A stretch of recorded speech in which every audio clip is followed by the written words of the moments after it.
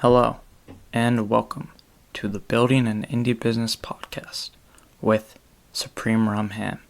I'm your host, Alex Edmonds. Today is another podcasting episode.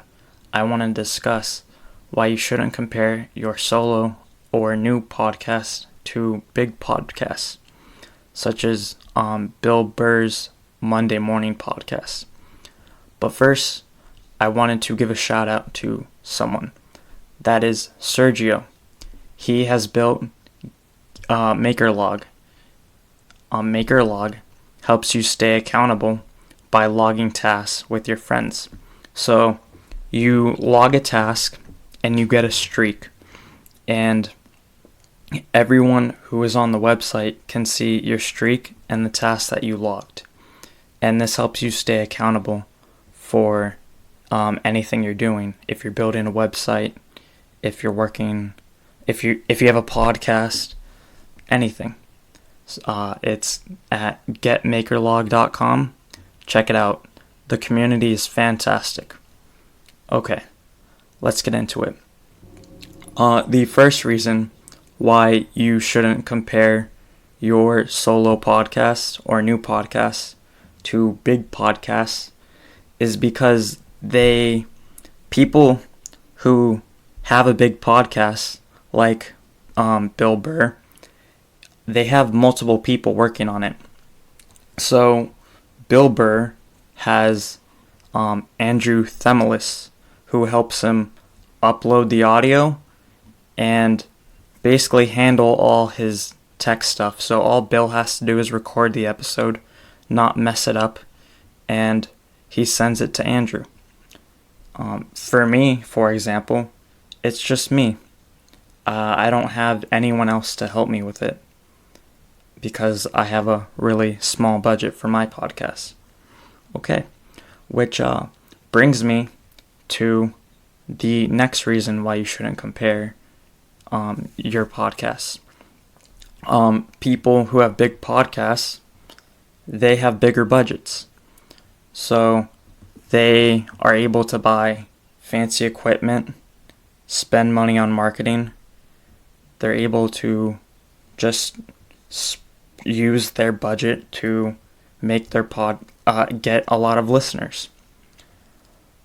And I don't have that. I use free things to help me get a bigger audience. Okay.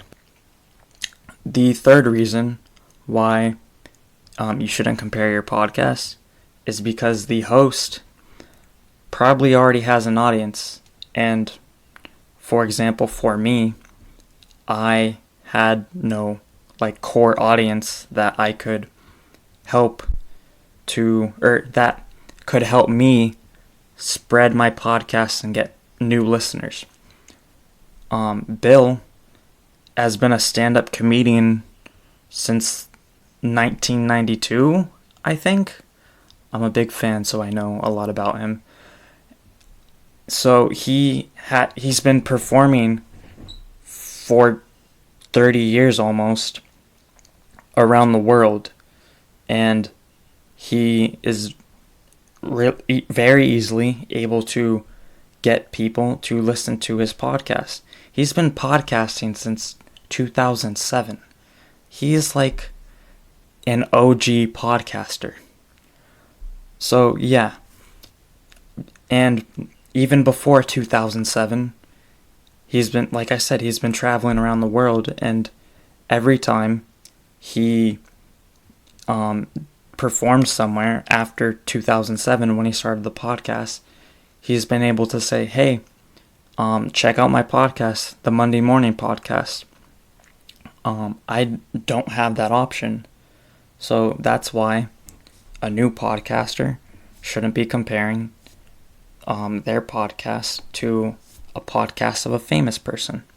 Okay, so the fourth reason why someone shouldn't be comparing their solo or new podcast to a big podcast is because people who have big podcasts probably have experience performing.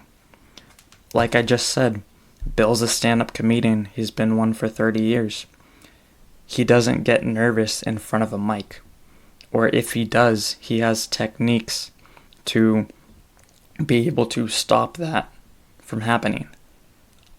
This is my first experience of any real performance. So that's why you hear me say and have a lot of pauses, because I'm still getting used to performing. I consider this a type of performance. Okay. And lastly, the last reason is because these big podcasts have a network of people to help them get listeners. So Bill has all his comedian friends that can retweet his podcast episode every time he posts it on Twitter. And then he also has the All Things Comedy Network that he himself started. So anytime a new comedian comes into the network, they get on the network, and they're probably able to get ads immediately on their podcast. And then they have the All Things Comedy Network to help them get listeners. Someone that's a solo podcaster, such as myself, doesn't have that in that ability to get a network. But while we're here, this is actually what I want from open podcasts. I want to help indie podcast makers grow their audience through podcasting.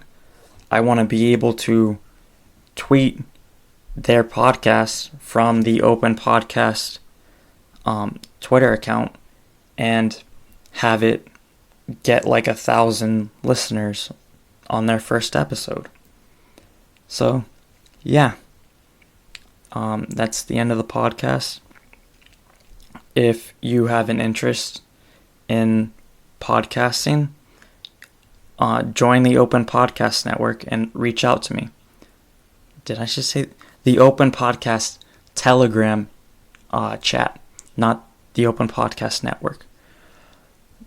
There you can talk to me about being one of the first episodes of the Open Podcast Community Podcast, and you can get your practice in with podcasting without having to have the hassle of setting up a podcast by having to put it on iTunes and all that. I already know how to do that, and it's taken care of. Just send me the episode, send me what you want to put in the show notes, and I will do it. Okay. Thanks for listening. Have a nice day. Bye. I want to discuss something that I'm very disappointed about. In the product update newsletter episode, I had the chance to practice my Boston accent, because newsletter, you could say Boston, it's newsletter. So every time that are in Boston, when you speak in a Boston accent, the ER is an AH. And why I bring this up right now is because Bill Burr is from Boston, and my Boston accent isn't really a Boston accent, it's really a Bill Burr accent. So yeah, not really important, but okay. Alright.